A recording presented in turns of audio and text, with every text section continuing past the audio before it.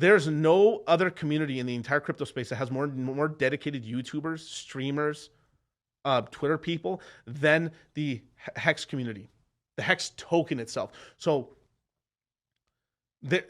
think about it. There's not that many channels like on YouTube. Right? If you go look, there's really not that many YouTubers anymore that are solely Bitcoin maximalists anymore. There's not so many YouTubers anymore that are solely just Ethereum maximalists. Now you do get a couple channels that are like they focus on only Ethereum projects, but even that's still not that gigantic, right? You mostly have altcoin channels where they're just jumping from this to that to that. In terms of just maximum amount of dedicated people streaming about their coin and their product, it's the absolute pinnacle, apex, the tip of the pyramid. There's no other token, no other ecosystem in all of crypto with that many dedicated people. Fucking period. There ain't any other ecosystem. And that is very powerful. This is how it's been able to get so many people, even though it's had the entire cards and stacked against it and stuff like that, right?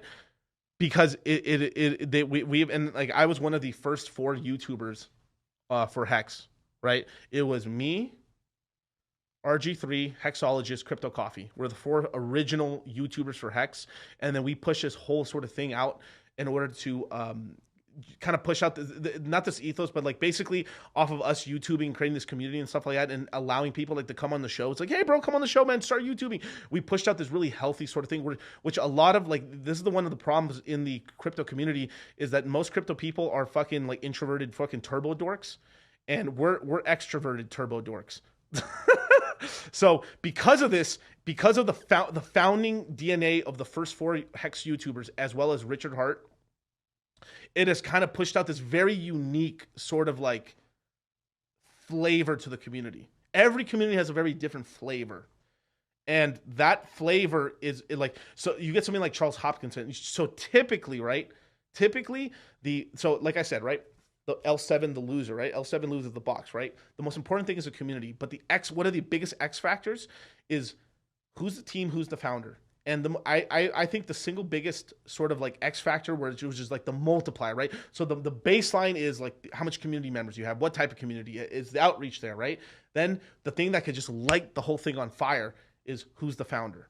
And typically, right, because the people, the things that buy cryptocurrencies are people are very tribalistic, and they typically want a leader. And depending on who the leader of the token is, you get sort of a copy of their personality, right? You have a very flamboyant, very smart, very sort of like set point sort of guy as the leader of HEX and stuff like that, and very, very confident. So you end up getting a lot of that, a lot of his personality copied onto the YouTubers, as well as the starting ethos of the original YouTuber, the 4 YouTubers, and then from there on many more. You end up getting a very unique community that I don't see very often in any other RC20 token space, L1s or anything. It's very unique. Now, because of this, right? It's made the community very strong. There's a lot of maximalists in there, and they're and I'll go into more of like what's going on, kind of like in terms of like the bird eye view, in terms of what's going on with HEX, in terms of within its own self, but as an explanation of what's kind of going on in the HEX ecosystem, everything like that.